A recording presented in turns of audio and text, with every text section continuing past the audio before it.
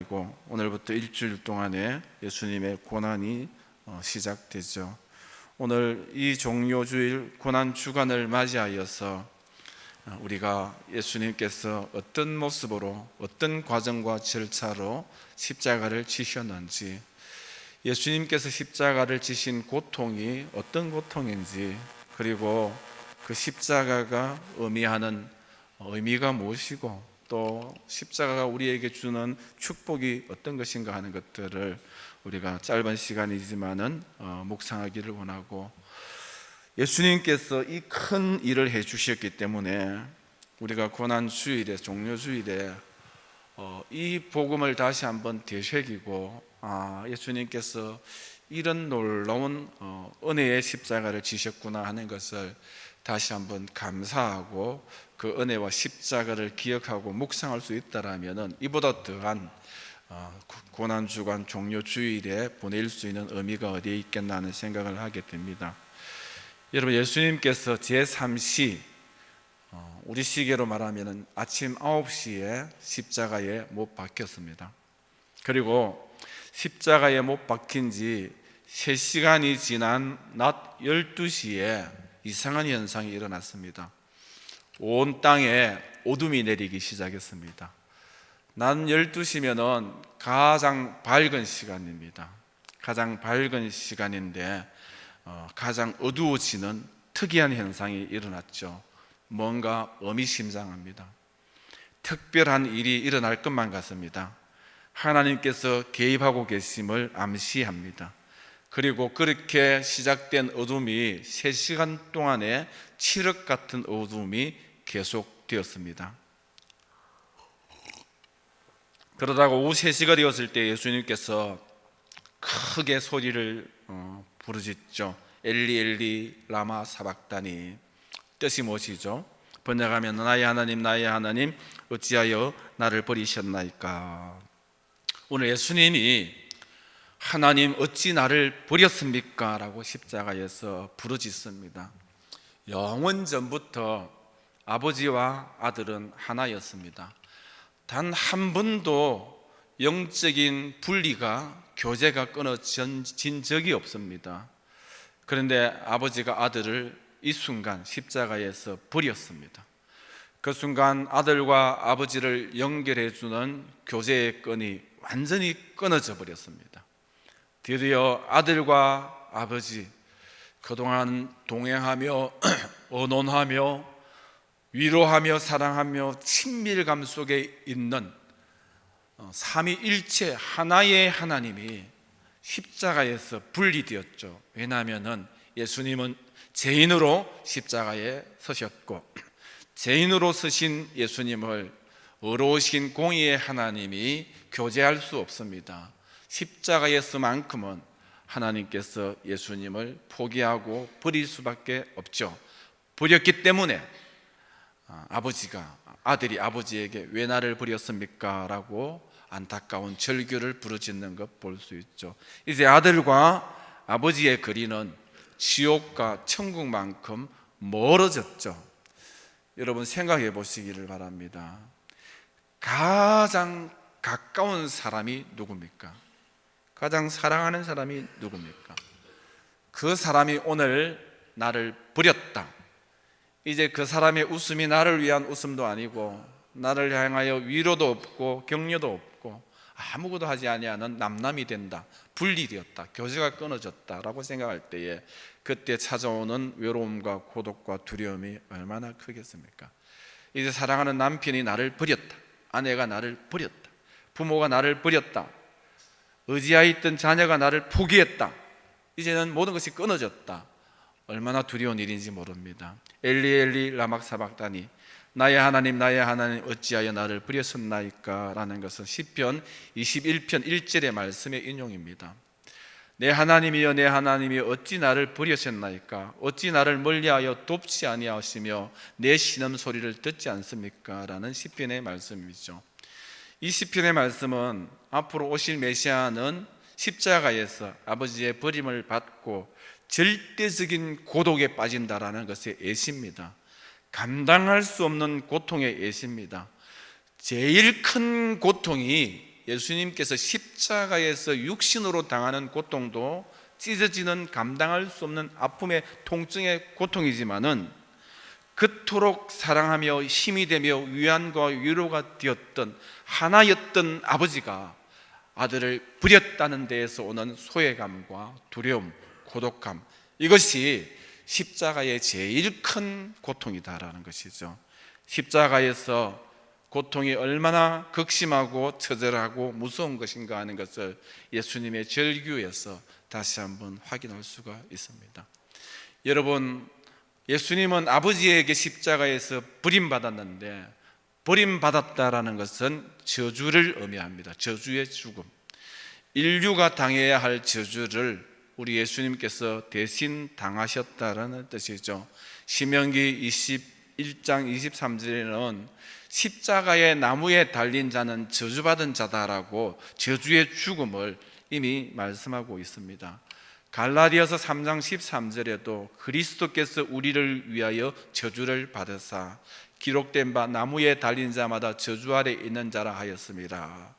여러분, 예수님께서 십자가에서 하나님께 버림을 받고 저주를 받는 저주의 죽음을 당하셨다라는 것이죠. 왜 예수님께서 저주를 당하셔야만 합니까? 우리를 위해서입니다. 여러분, 그러면 우리는 어떤 자이기에 우리가 저주를 당해야 됩니까? 그리고 우리의 저주가 얼마나 큰데 예수님께서 대신해서 저주를 받으셔야 하는가 하는 것이죠. 갈라디아서 3장 10절에 무릇 율법 행위에 속한 자들은 저주 아래 있나니 기록된 바 누구든지 율법책에 기록된 대로 모든 일을 항상 행하지 아니하는 자는 저주 아래 있다라고 말합니다. 율법에 기록된 대로 항상 모든 것을 다 행한다라는 것은 연약한 인간에게 있을 수 없는 일이죠. 수많은 것을 하라고 하고 수많은 것을 하지 말라고 하는 율법의 명령을 다 행한다라는 것, 헤아의 인생이 어떻게 그것을 감당할 수 있겠습니까? 율법에 따르면은, 만약에 그것을 따르지 않고 이행하지 않으면은 저주의 백성이 된다, 저주 아래 놓이게 된다, 저주의 나무 십자가에서 달려서 아버지도 버리고 철저하게 저주의 고독과 고통 속에서 죽을 수밖에 없다라고 성경이 말씀하고 있습니다. 저와 여러분이 당하는 저주는 여러분 율법의 저주죠.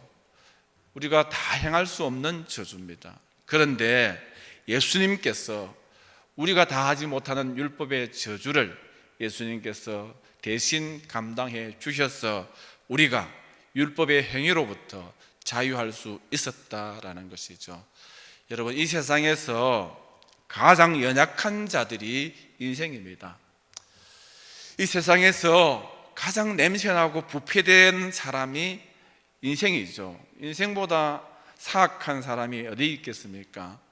여러분, 사람들은 온갖 더러운 생각을 하게 되고 온갖 더러운 행위를 하게 되고 도저히 하나님의 율법의 저주에서 벗어날 수 없는 자가 저와 여러분이라는 사실을 우리 스스로가 너무나도 잘 압니다.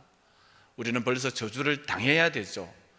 여러분, 만약에 예수님께서 나를 대신해서 저주를 당하지 않았다면 너무나도 아찔합니다.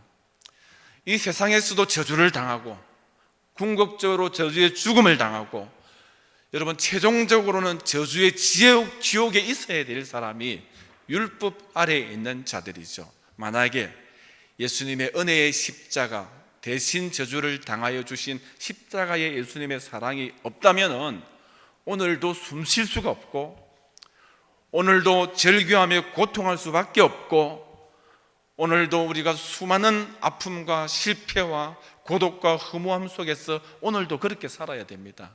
그런데 예수님께서 이런 우리의 저주를 대신 감당해 주신 것, 이것이 십자가의 사랑이고 십자가의 은혜다라는 것이죠. 사도신경에 보면은 십자가에 죽으시고 장사 지낸 지 사흘 만에 죽은 자 가운데서 다시 살아났다라는 고백이 있습니다. 흥미롭게도 원래 사도신경, 영어나 독일어나 라틴어에는 한 가지 우리 한글에서 빠진 게 있는데 장사 지내셨다, 그 다음에 그리고 지옥에 내려갔다라는 말이 있습니다. 우리 이 한글에는 왜 없을까요?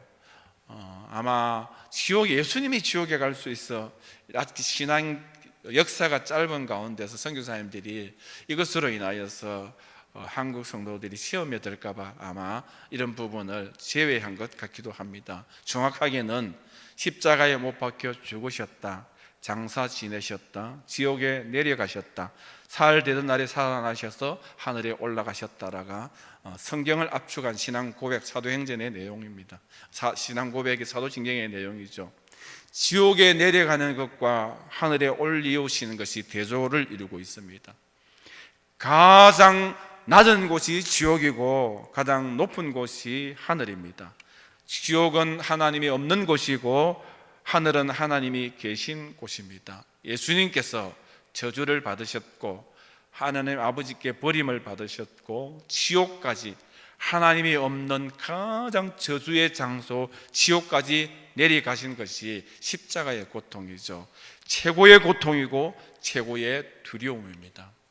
이사야 53장 10절에는 그의 영혼을 속건 제물로 드렸다라고 이야기합니다. 예수님은 육신만 십자가의 대속의 제물로 드린 것이 아니라 예수님의 영혼도 대속의 제물로 드려졌다라고 말하죠.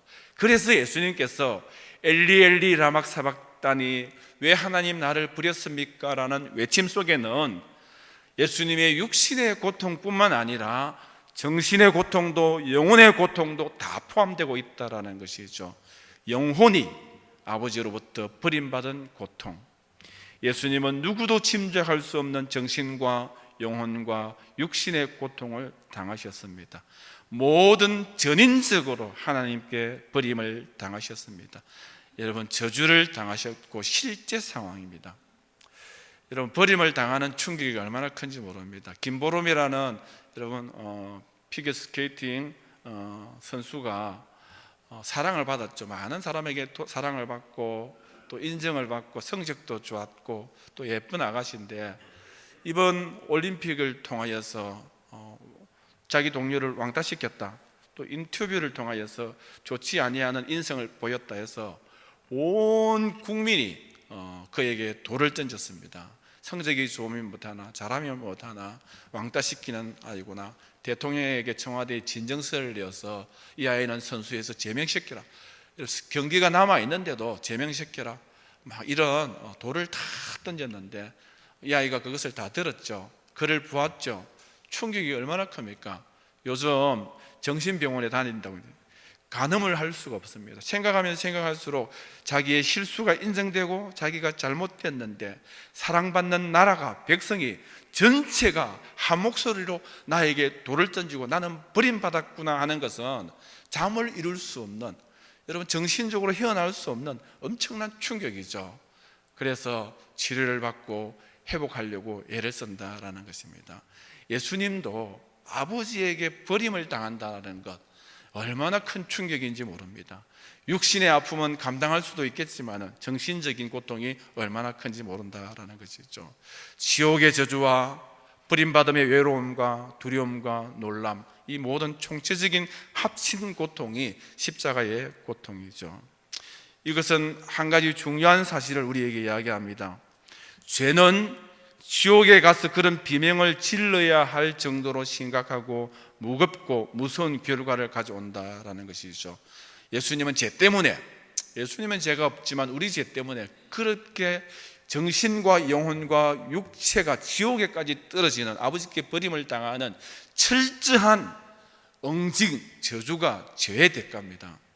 죄는 하나님의 아들이 지옥의 고통, 지옥의 저주를 대신할 정도로 치명적입니다.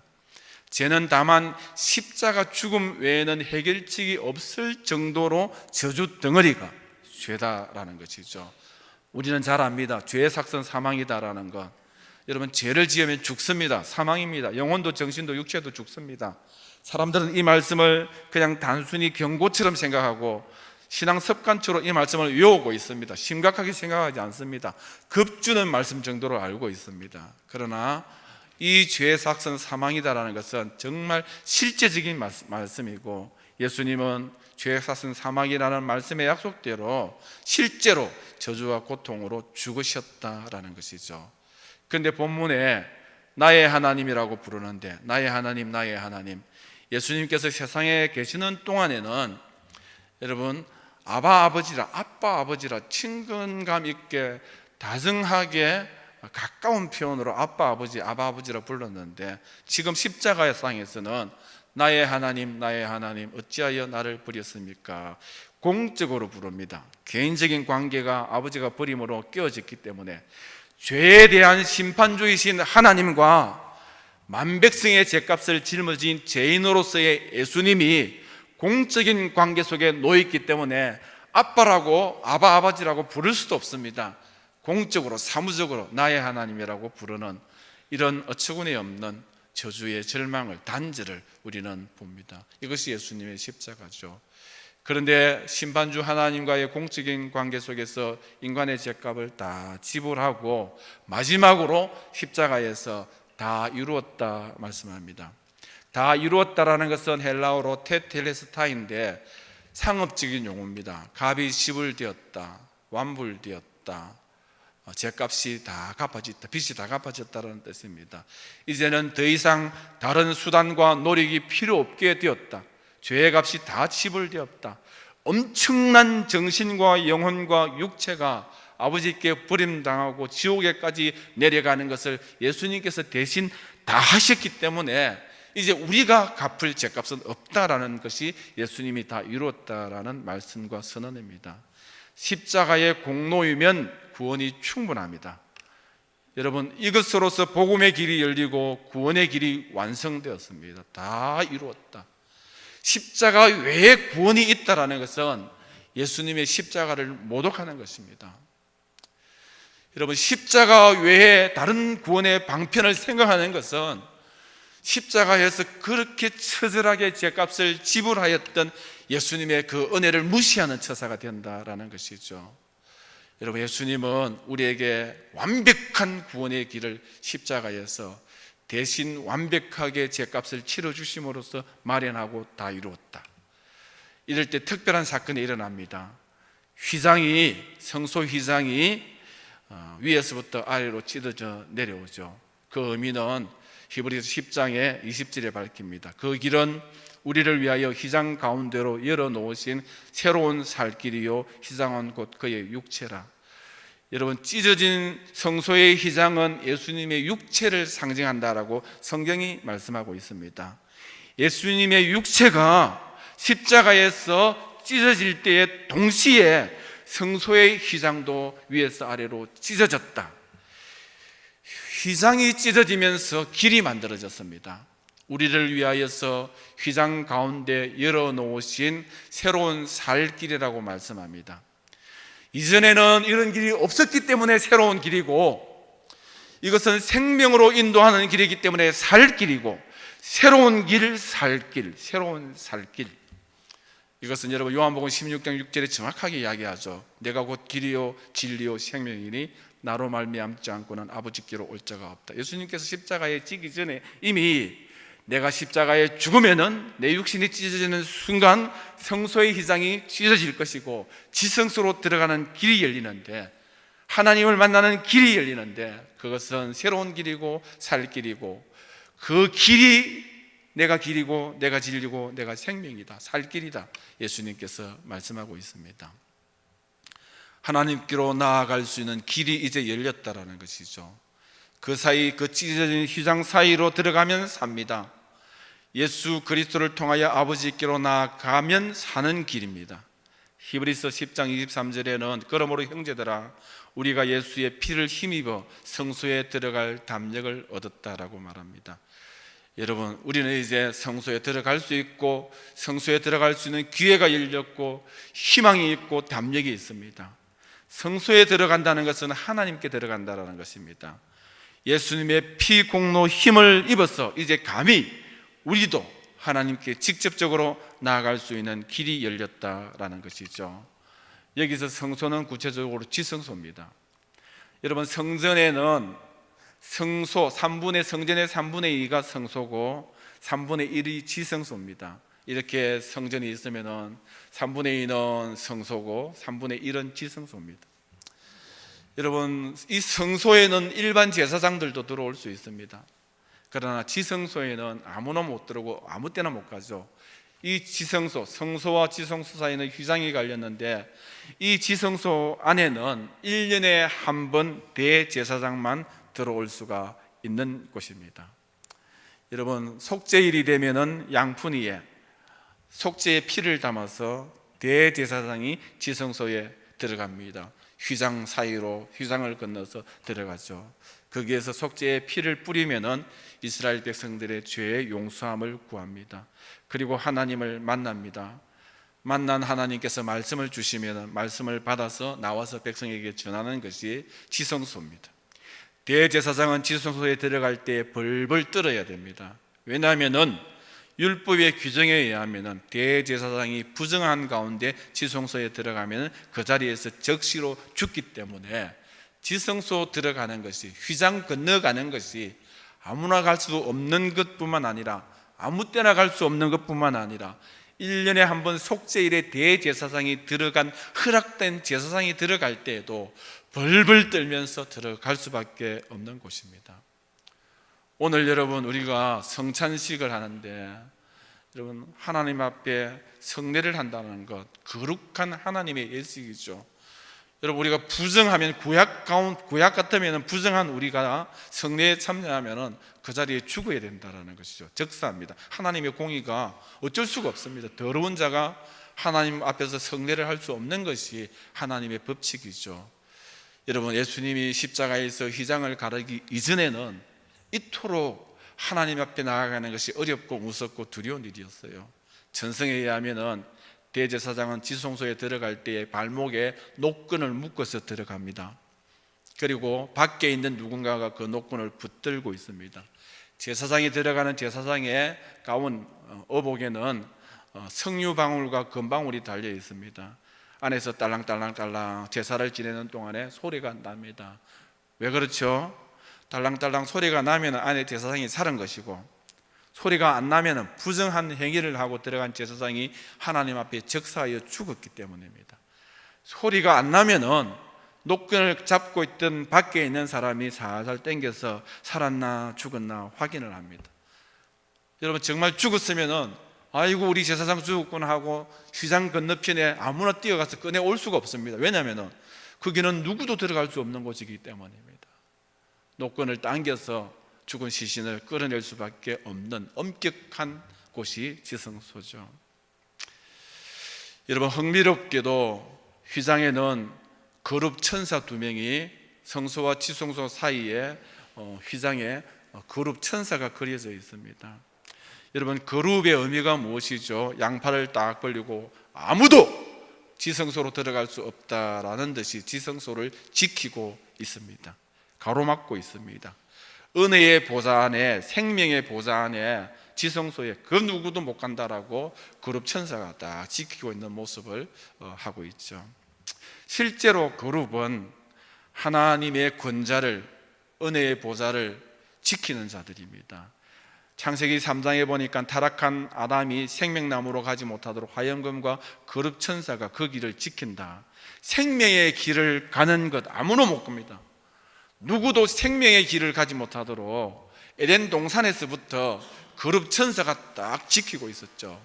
성소에도 지성소로 가는 휘장에 거룩이 딱 지키고 그 누구도 생명을 맛보지 못하도록, 생명의 그 지성소로 들어가지 못하도록 지켰다라는 것이죠. 그런데 이 성소의 휘장이 예수님 죽으심으로 말미암아 위에서부터 아래로 찢어졌고, 가로막고 있는 성소도 없어졌고, 가로막고 있는 거룩 천사의 모습도 사라지고 없다라는 것이죠. 그리고 가려져 있던 휘장 안의 내부가 훤히 보입니다.